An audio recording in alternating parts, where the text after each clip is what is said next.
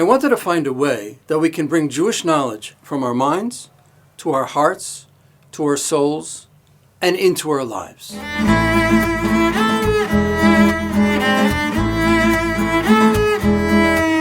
Soulful education is about connection. Soulful education for me really helps me deepen my relationships with the people that I love the most. Soulful education is the language by which my soul speaks to your soul, and we get to connect to each other on a more authentic basis. For me, soulful education is a tremendous optimism. Soulful education is putting the experience of the inner life front and center. Wow, I really tapped into something that is personal. I really tapped into myself. I really heard my own voice. I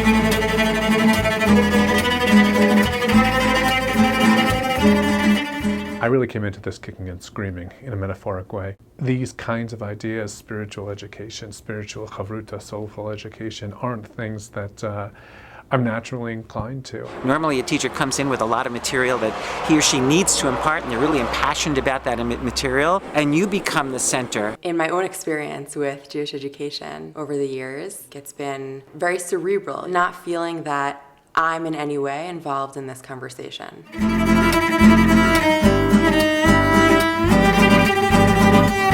I may have great ideas, but at the end of the day, it's emotion that really touches people. Putting yourself in a vulnerable place, how scary it can be at first. There were individuals that I've been working with for 3-4 years that in the span of about 10 minutes, I got to know them better than I did over the past 3 or 4 years. Allowing students to not only connect here, but to connect here. Connecting to our Jewish texts and our Jewish wisdom. Belief that the study of Jewish texts can lead to tremendous transformation. And ultimately, that leads us to connection to spirituality and to our relationship with God.